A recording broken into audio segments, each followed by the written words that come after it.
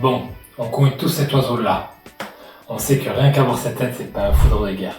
Mais savons-nous réellement pourquoi il a disparu?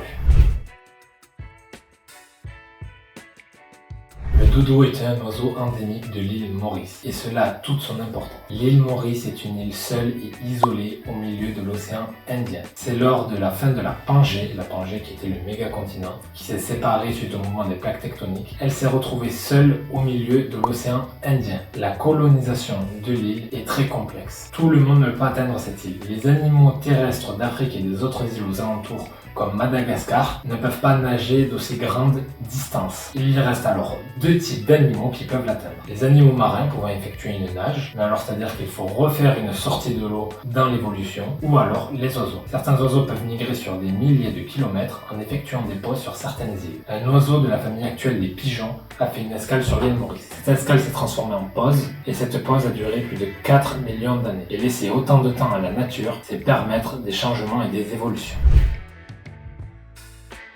Notre dodo a passé plus de 4 millions d'années sur l'île Maurice et il doit bien y avoir une raison pour passer autant de temps au même endroit. La raison est simple, quand le dodo migre de l'Afrique vers cette île, il y a alors plusieurs contraintes qui s'enlèvent de sa vie. La première, c'est la prédation et la deuxième, c'est la compétition inter-espèces. C'est une des raisons pour lesquelles le dodo est resté sur l'île Maurice. Pourquoi partirait-il? Il retrouve alors ici une île sur laquelle il y a de la nourriture en abondance et un confort de vie qu'il ne trouve pas sur les côtes ou le continent africain.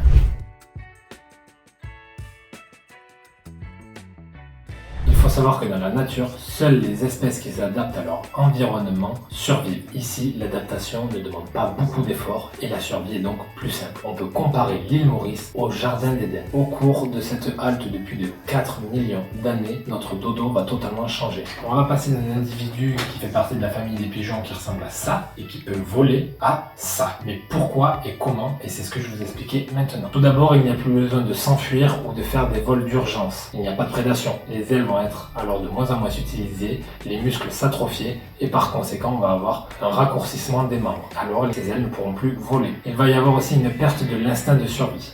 Cet instinct de survie, c'est ce qui vous dit de courir ou de fuir dans les situations où vous sentez un danger, où vous voyez une espèce qui est totalement différente. Le dodo arrive sur l'île Maurice et il est un des premiers animaux à découvrir cette niche écologique. Il est la seule espèce. Les autres espèces sont alors peut-être d'autres oiseaux, comme lui, qui ne sont pas des prédateurs, ou alors des insectes. Il n'y a plus de peur à avoir et cet instinct de survie primaire disparaît. Comme je vous ai dit précédemment, avec les ailes atrophiées, on ne va plus avoir alors besoin de courir ou de s'enfuir. Les pattes vont juste supporter le poids du dodo, mais ne vont pas développer des muscles pour la course au sol. Le dodo décide d'avantager sa survie par la grande taille. Une absence de prédation et une absence de contraintes de nourriture lui permettent alors de se développer et d'adopter le gigantisme insulaire, en opposition bien évidemment au nénisme insulaire, que l'on verra peut-être dans une prochaine vidéo. Mais là c'est pas le sujet. Le sujet c'est que notre dodo il passe d'un petit pigeon à un gros oiseau mesurant à peu près une vingtaine de kilos. Et ça, c'est toute la différence que l'on a entre l'espèce qui arrive et l'espèce qui vit sur l'île.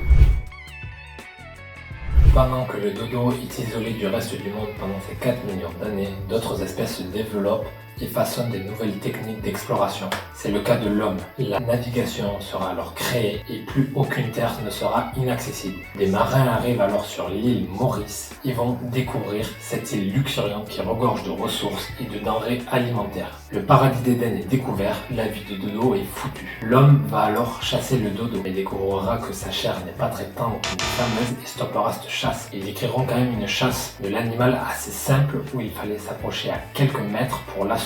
L'animal sera aussi décrit comme une espèce gauche et peu agile. Mais le marin ne vient pas tout seul. Il débarquera alors de ses bateaux chiens, chats, cochons et rats. Ces animaux vont alors revenir en compétition avec le dodo. C'est ce que l'on appelle la compétition inter-espèces. On assiste au début de la fin du dodo.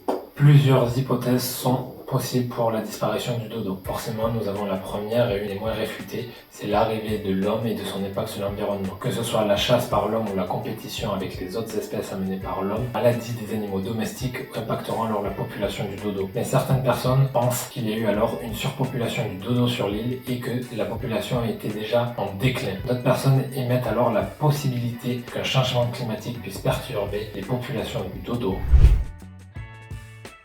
Le jardin d'Éden au paradis se transforme en enfer. Les conditions que le dodo a fui en arrivant sur l'île l'ont rattrapé. Étant donné que la disparition d'espèces est un phénomène récurrent au cours de l'histoire, on peut se poser la question, est-ce que le dodo n'était-il pas programmé à disparaître?